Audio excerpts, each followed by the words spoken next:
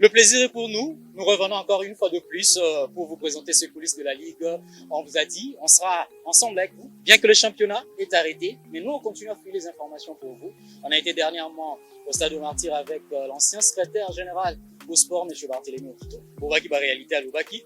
Aujourd'hui, on vous amène chez un autre décideur en termes de sport, un président de football. On garde le secret, mais on parlera notamment du financement du championnat, notamment encore en ce qui concerne la formule adaptée pour la Ligue 1 et la Ligue 2 pour qu'on puisse commencer un championnat, l'amorcer et enfin aller jusqu'à son aboutissement. C'est ça le vœu de plus d'un supporter, de plus d'un fanatique du sport en République démocratique. Mon équipe va m'accompagner, Jean Bouketou sera là, Aristote Chimanga sera là, et bien sûr, sera là avec nous. On va parler sport avec le même plaisir. Voilà, Nabiso, Biso to Bani en 24, Tokuta na Mopanzi na Buna.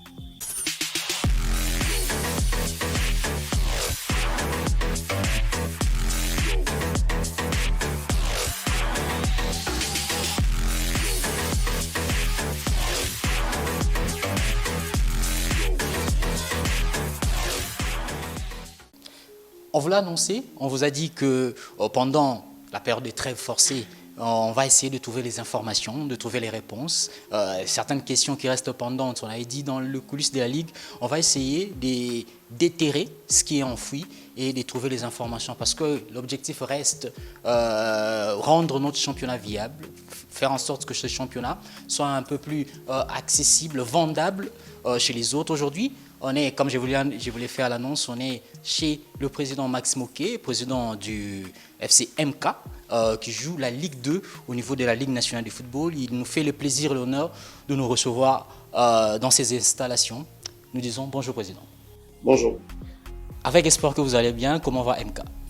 Écoute, comme d'hab, j'ai toujours dit, MK s'est porté bien. Voilà, on va en revenir pendant la troisième partie, mais d'emblée, on parle du comité de normalisation, puisqu'on parle du football au niveau de la Fédération congolaise de football. Aujourd'hui, il y avait à normaliser au sein de la FECOFA. C'est notre question. Est-ce qu'il y avait à normaliser? Dans quel domaine, dans quel secteur, où il fallait rendre les choses un peu plus viables ou rendre les choses un peu plus accessibles? Merci de votre question. Je crois que c'est venu très tard, cette normalisation. Tout ce que nous acceptons aujourd'hui, que ces comités devaient être mis depuis longtemps. Parce que vous n'êtes pas sans ignorer ou sans voir comment notre foot a été géré et de quels problèmes que nous avions eu. Aujourd'hui, s'il y a normalisation, si la FIFA et la CAF prennent les décisions de normaliser une fédération, c'est qu'il y a eu beaucoup de problèmes sur le plan interne que je ne peux pas étaler ici parce que ce qui est important, qu'aujourd'hui nous avons un comité de normalisation pour mettre des choses en place. Parce que ce comité qui vient d'arriver, c'est pas un comité qui sera éternel. Il a une mission bien définie et cette mission, c'est ce qui lui est assigné.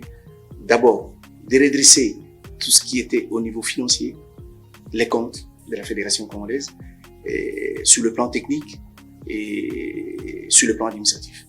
Je crois que cette mission qu'on nous avait fait assigner par la FIFA et la CAF, c'est pour une durée de 6 mois. Donc nous osons croire que pendant cette période de 6 mois, ils pourront mettre des choses en place pour que nous puissions arriver aux élections tant entendues. Aujourd'hui, ça fait plus ou moins, je crois, une année que ces élections ne se sont pas déroulées. On parle de mois de novembre par rapport à ces élections au niveau du comité exécutif de la Fédération congolaise de football association. Je ne parlerai pas de profil, mais je parlerai des listes attractives parce qu'aujourd'hui, on sait les mots qui rongent le football congolais. S'il faudrait une liste qui pourrait retenir l'attention de M. Max Moquet, ce serait une liste qui parlerait essentiellement de quoi? Parce que quand on parle de la liste, on parle de projets, de ceux-là qui veulent diriger les prochains comités exécutifs de la FECOFA. Qu'est-ce qui retient de votre attention? Écoute, je crois que tous les problèmes aujourd'hui, nous les connaissons. Et les comités qui présentera un projet digne des noms, de la manière dont le football congolais puisse être sous la sellette internationale, c'est ces projets-là que ceux qui vont voter pourront s'accrocher là-dessus. Ce n'est pas les personnes ou les têtes des personnes qui viendront faire plaisir à pouvoir être président de la fédération mais quels sont les projets viables et fiables pour que demain, notre foot puisse être sur le plan national, sur le plan africain et sur le plan mondial. Parce qu'aujourd'hui, vous n'êtes pas censé ignorer toutes les personnes qui sont passées. Ça fait plus combien d'années que nous osons faire un effort de pouvoir arriver à gagner, ne fût-ce qu'une phase finale pour aller en compétition africaine, plutôt en compétition mondiale. On n'en parle plus. Les Congos absents. Aujourd'hui, sur le plan africain, à quand nous avions gagné la dernière coupe d'Afrique? N'en parlons pas. Les CHAN, ça c'est local. On en a gagné 2 fois.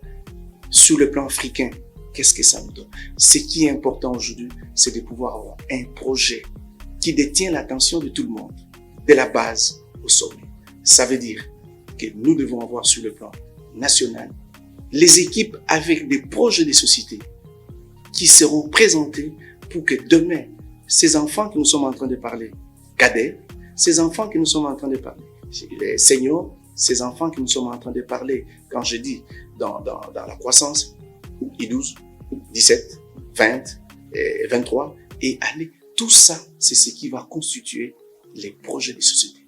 Aujourd'hui, nous avons avoir 200 hectares qu'est la Fédération congolaise. Est-ce que tu t'imagines qu'est-ce qu'on peut arriver à avoir comme infrastructure qu'aucun club ne paie? L'équipe nationale ne peut plus jamais sortir de ces pays pour aller dire que non, je vais chercher à pouvoir en stage pour dépenser des millions de frais de l'État congolais. Donc, c'est, je veux dire, un projet correct, cohérent, qui va arriver à pouvoir avoir l'assentiment de tout le monde. Et à ce moment-là, les électeurs peuvent se dire que ce projet nous a convaincus et on puisse aller de l'avant. Parce que ce n'est pas la personne, mais c'est le projet. Tu peux être beau, mais entre-temps, tu présentes un mauvais projet et les gens ne te suivront pas avec ta liste. Voilà, on peut être beau, mais tout en ayant un mauvais projet, comme le dit le président Max. Mais aujourd'hui, il y a quelque chose que bon nombre de ceux qui sont dans le secteur du football déplorent, c'est le retraçage de financement qui provient, que ce soit de la FIFA et de la CAF. C'est pratiquement un secret aujourd'hui pour que le commun de mortels sache que la FIFA, la CAF finance à telle hauteur, sur tel projet, sur tel investissement. Est-ce que le comité de normalisation aujourd'hui n'est pas aussi appelé à clarifier ce qui est resté comme un secret pratiquement pendant toutes ces années? Hier, c'était un secret pour la République du Congo, mais aujourd'hui, ce n'est plus un secret. Parce que quand ces fonds arrivent, ce sont les fonds alloués pour la bonne marche du football congolais. J'ai dit hier, c'était vraiment cloîtré, mais aujourd'hui, ce n'est plus un secret. Je crois que la chose la plus importante de ce comité de normalisation, c'est que nous devions savoir qu'est-ce que la Fédération internationale de football association met à la disposition de la fédération, notre FECOFA. Qu'est-ce qu'il met? Est-ce que cet argent est utilisé? Parce qu'il y a l'argent qui vient pour le football féminin. On entend, mais est-ce que cet argent est utilisé pour que notre foot féminin puisse aller de l'avant? Il y a l'argent qui vient pour les jeunes. Est-ce que cet argent est utilisé en bon escient? L'argent vient pour le fonctionnement normal de la fédération. Donc je crois que c'est tous ces aspects que ces comités de normalisation va clarifier, va mettre tout ça à la disposition de tout le monde. Et que demain, les comités élus ne pourront plus avoir un problème de pouvoir se dire qu'il y aura des cacheteries. La DEFCO aujourd'hui est devenue, on pourrait dire, un contrepoids, que ce soit au niveau de la fédération, que ce soit au niveau de la Ligue nationale de football. Est-ce que vous vous êtes senti un peu berné pour que vous puissiez vous rassembler plutôt, vous qui dirigez, ça fait beaucoup d'années, les clubs, la DEFCO est une porte de sortie ou une porte de solution pour vous, dirigeants de football au niveau de la RDC? Je crois que tout un regroupement des associations ou tout un regroupement doit avoir quand même une organisation qui doit arriver à pouvoir savoir comment gérer les problèmes de ces gens qui sont ensemble. Je crois que les gens croient que la DEFCO, c'est hier. Non. Je peux vous donner ne fût-ce qu'un exemple. Vous savez que la DEFCO est née quand il y avait le début de la Lina Foot et tous les clubs qui sont restés, je vous dis, en 2012. Et nous avions appelé ça à l'époque, c'était Benghazi. Et les réunions s'étaient nées chez Olivier et Berlin. C'est là où les réunions s'étaient nées. Et à ce moment-là, personne ne pouvait s'imaginer. Et en 2013, je me rappelle que MK, quand il a gagné sa première Coupe du Congo, il a été reçu par l'ADEFCO au niveau de Benghazi, comme je peux le dire. Donc, c'est que c'est une association depuis longtemps. Mais il y avait un problème réel. Personne ne voulait nous reconnaître. C'était un étouffement. On ne voulait pas que les présidents des clubs puissent être réunis parce que cette force que nous avons, ça faisait mal à tout le monde. Je dis bien à tout le monde. Que ce soit la Fédération congolaise, que ce soit le ministère qui ne pouvait pas nous reconnaître parce que déjà au niveau du secrétaire général, on n'avait aucun document. C'est ça qui faisait mal. Mais merci à la venue du ministre Kambaye, qui aussitôt arrivé, il a donné tous les documents administratifs à l'ADEFCO. Et à ce moment-là, nous faisions toujours en train de forcer la porte pour que la fédération nous reconnaisse. On ne voulait pas entendre parler de cette association. Aujourd'hui, Dieu merci. Je dis Dieu merci. Nous sommes toujours ensemble, tous les clubs réunis, et voilà, on commence à trouver l'issue.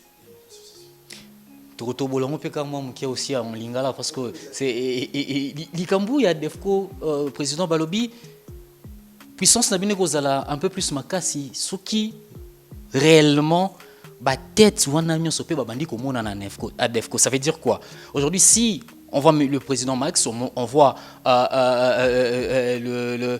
plusieurs présidents, Janobinanou, tous ceux qui dirigent le football au niveau de la RDC, mais on a l'impression que ceux qui sont représentés, je cite Veclub, je cite peut-être Mazembe, Bilonga ba président, on les a manqués. C'est comme si, est-ce que tout le monde aujourd'hui, parlons d'abord de la Ligue 1 et de la Ligue 2, parce qu'on parle des associations de dirigeants, on n'a pas dit dirigeants Ligue 1 ou Ligue 2, mais est-ce que la Ligue de la République, est-ce qu'aujourd'hui la Ligue 1 et la Ligue 2, tout le monde est acquis à cette cause et que vous êtes ensemble et votre force, comme vous le dites, et mais vous êtes vraiment ensemble pour la solution au problème, parce qu'il y en a tellement.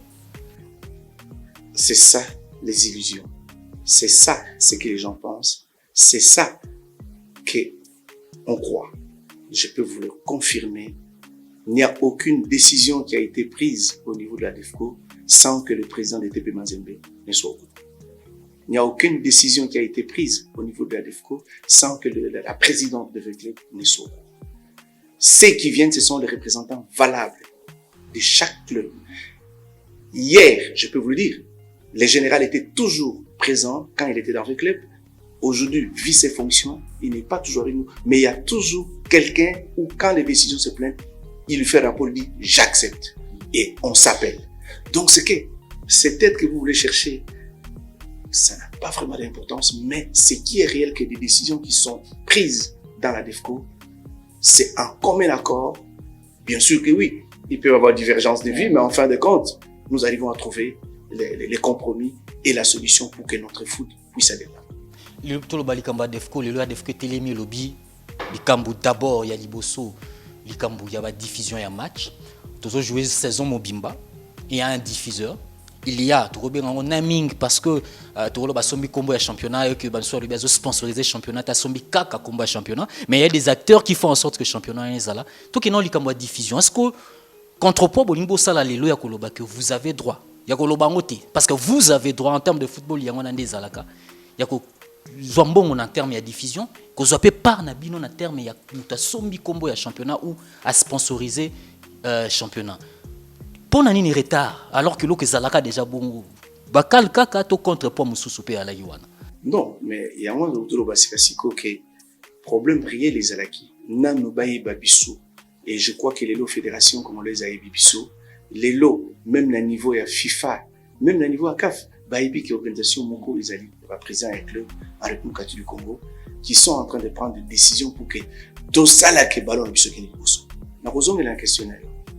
Je crois que et loko liboso to telemi makasi pas to telemi to solaki yango na ba dirigeant ya FIFA bayaki na ba représentant o ya CAF bayaki ezali comment lelo équipe ezobeta ballon joueur à payé, club, bazane locomote, même en termes de diffusion, ils ont net combo. Mais dans l'ensemble, maintenant, nous avons pris des décisions avec ces comités de normalisation que nous puissions tous ensemble voir la réalité pour que demain, les images, la rediffusion ou la présentation de tout ce qui est comme publicité tout autour de l'RDG, ils ont beaucoup lobby et au salama parce que nous sommes dit qu'il faut que salama bénois.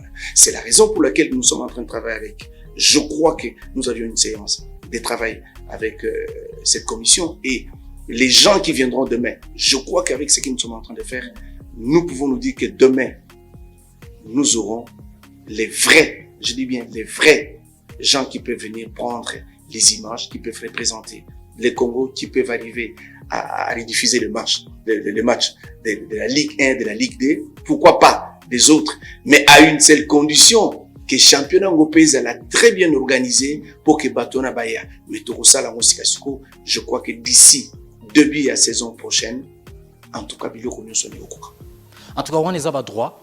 Droit, il y a un club où il y a faiseur à spectacle. Il y a faiseur à spectacle. C'est-à-dire que le joueur va stade va bêti les sont public.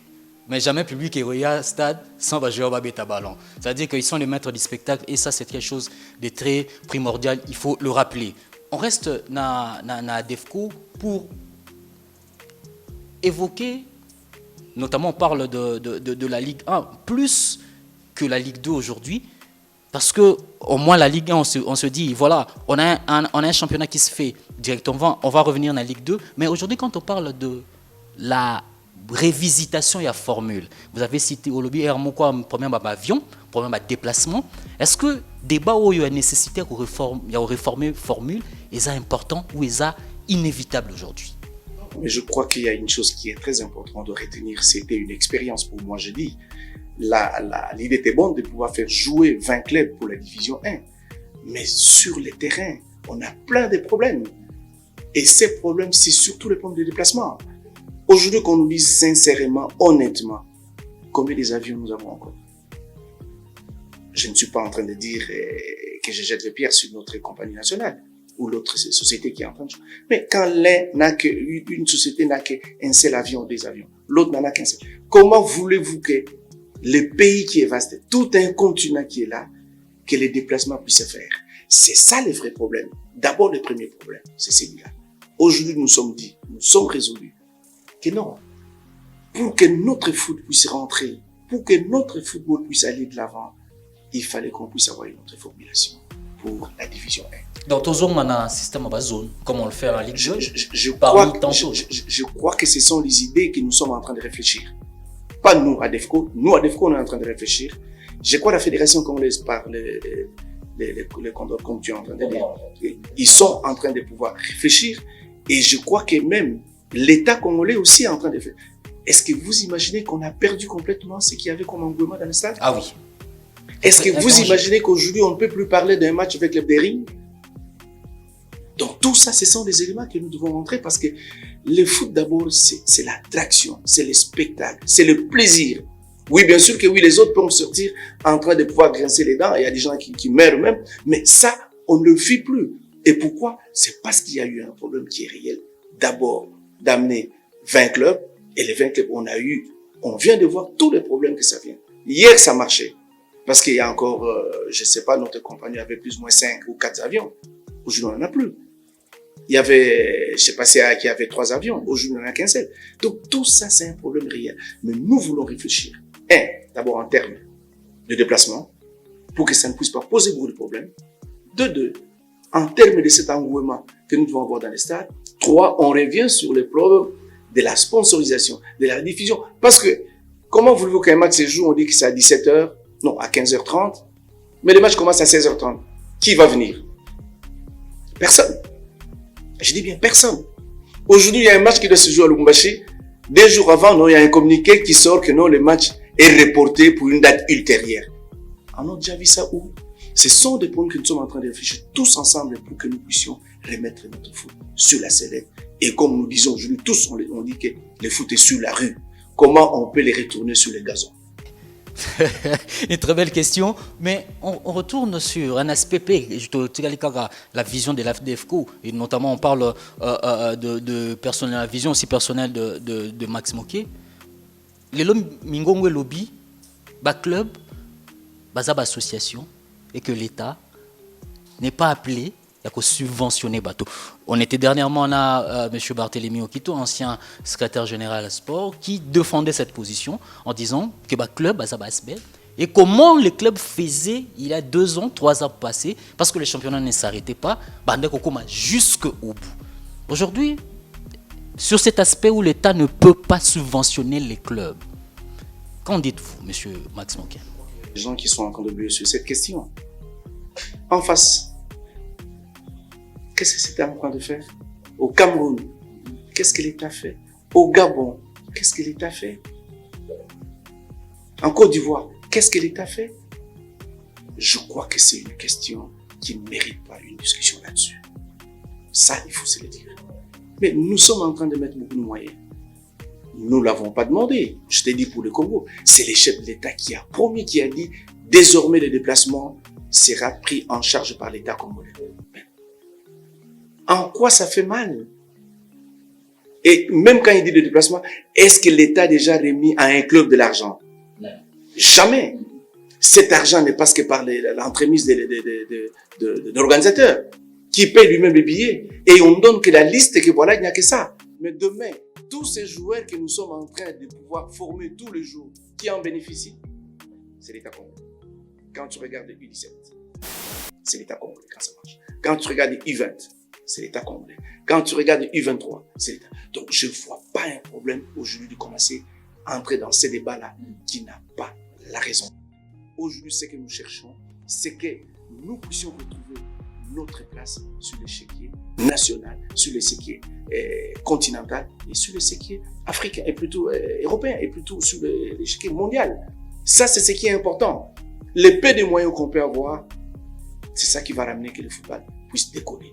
Aujourd'hui, nous avions beaucoup de problèmes. Nous continuons toujours avec des problèmes. Est-ce que les clubs ne se déplacent pas? Je vais donner un exemple bête. Vous savez très bien que, par exemple, quand on vous dit, on vous donne des billets, on donne que 25 billets. Quand les clubs arrivent, ils se déplacent de Kinshasa pour Lubumbashi, le logement, pendant 5 jours. Ok? La restauration, l'entretien de tout ce qui se passera pour le premier match, ça dépasse même les billets que les gens croient. Ok? Ça veut dire quelque part, nous travaillons toujours, comme on dit, dans cet amour. Tous les présidents des clubs travaillent dans cet amour. Je dis bien dans cet amour. Mais ce n'est pas d'autant dire que l'État ne peut pas venir au rescousse de ce qui est, comme nous disons, tout un ministère qui est là. Pas le foot, mais le sport. Dont le foot est le sport roi. Donc c'est que l'État peut prendre en charge, l'État peut donner les moyens. Mais s'il dit qu'il n'en a pas, tant mieux. Mais l'organisation doit être d'une manière correcte.